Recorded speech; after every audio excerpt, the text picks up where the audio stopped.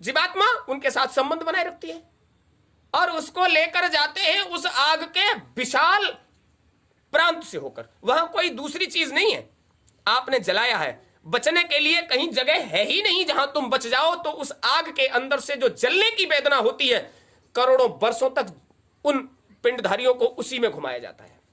जल रहे हैं लगातार, चीख रहे हैं, कोई मदद कर दो, कोई बचा लो, और कोई सुनने वाला। आज तो तुमने स्वाद ले लिया, और जब उस स्वाद का तुमको खामियाजा मिलेगा, फिर वहां तुम्हारी मदद करने वाला कोई। बाबा जी ने इसलिए कहा था बच्चा शाकाहारी ही रहना है, और जो शाकाहारी रहेगा उसकी हम संभाल कर लेंगे। जो अंतर में ये मनुष्य मंदिर जब मिल गया तो इसको मंदिर की तरह से रखो। मंदिर में कोई गंदगी करता है, मुर्दे मांस को उसमें डालकर तुमने उसको शमशान बना दिया। तो शमशान में तो देवता वैसे भी नहीं रहते हैं। शमशान में कौन रहता है? भूत। भूत का मतलब है जिनके पास स्थूल नहीं होता। स्थूल छीन लिया जाता है और स्थूल के बाद की समस्त शक्तियां उनसे छीन ली जाती हैं। तो स्थूल भी छिन गया और स्थूल के बाद की शक्तियां भी छिन गई, तो तुम्हें क्या कह दिया गया? भूत। अब तुम भूत हो गए। छाया पर छाया है, छाया पर छाया तो है, लेकिन तुम कुछ कर नहीं सकते, कुछ खुद नहीं कर सकते। किसी दूसरे के माध्यम से करने के लिए इसको पकड़ोगे, उसको पकड़ोगे, और जहां जाओगे वहां तुम्हें यातना ही मिलेगी। प्रेम और श्रद्धा तुम्हें कहीं। किसी पर भूत आ जाता है तो उसकी आरती उतारते हो, क्या करते हो? आहा, कितना गंदा व्यवहार करते हो, चाबुक लगाते हो। क्यों भाई? वो भी कभी इंसान था, उसके साथ ऐसा व्यवहार क्यों करते हो?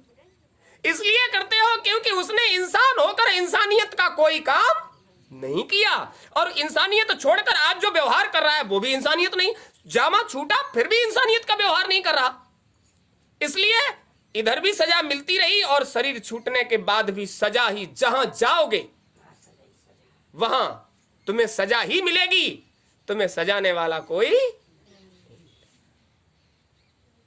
सजाने वाला कब मिलता है? जब उचित व्यवहार करोगे तो जहां जाओगे वहां लोग तुम्हें सम्मान देंगे, और व्यवहार उचित नहीं करोगे तो फिर सजा ही मिलेगी। शब्द सजा ही है, फर्क है। जिस तरह से गाना, प्रार्थना और वंदना में अंतर है। अभी अम्मा कह रही थी हमारे गाए गाने को किसी ने गा नहीं पाया। बड़ी बात, गाना आता है, लेकिन वो कहता क्या है? अरे मनुष्य का शरीर लेकर आए हो, गाना। ये गाने गाना गाओ मत इसे, ये गाने की योग्य कुछ है ही नहीं। यहां गा ना, गाओ मत। तुम्हारे अंदर हो रही है वंदना,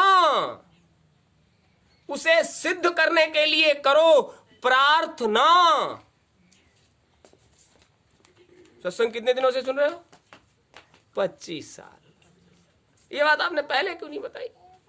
पहले अम्मा ने ये कहा ही नहीं कि हमारे गाय को कोई गा नहीं सकता। आज अम्मा ने कहा तो बात समझ में आई। वो तो मना करता है। ये वाणी इसलिए नहीं है कि आप संसार के गुणों को गाओ। ये वाणी आपको मिली थी, आपके अंदर वाणी आ रही है जिसे कहते हैं वंदना। वो कभी बंद होती ही अनवरत ऊर्ध्व वाणी आ रही है। उसको सिद्ध करने के लिए तुम्हें क्या करना पड़ेगा? प्रार्थना। प्रार्थी हो जाओ। हम प्रार्थी हैं, हम पर दया कर दीजिए। जो वंदना ऊपर से उतर कर आ रही है वो हमें सिद्ध हो जाए, उसके लिए क्या करना पड़ेगा?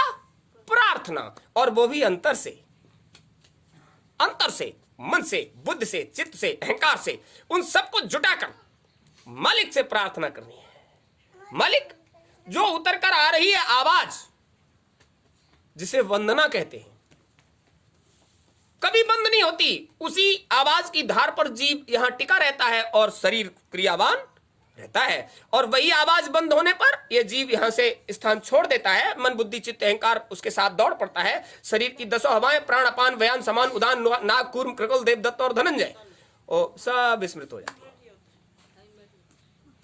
वो है वंदना। जो कभी बंद होती नहीं। उसको सिद्ध करने के लिए मालिक से प्रार्थना की जाती है। वो मालिक जो है ना, वो तुम्हारा कुल पिता है। मनुष्य शरीर क्या किसी भी पिंड को धारण करने के बाद वो पिंड जिस पिता के आगोश में रहता है वो बदलता रहता है। आपको ये शरीर मिला किसी पिता की मौज से मिल गया, किसी पिता की। इससे पहले आप कहां थे? इससे पहले भी आप किसी न किसी शरीर में ही थे। उस समय वो पिता था। अरे उससे पहले भी किसी न किसी शरीर में थे, उससे पहले वो पिता था। अच्छा, इन पिताओं को कब तक बदलोगे? कब तक बदलते रहोगे? वो तो जितने पिंड लिए उतने पिता, पिताओं को बदल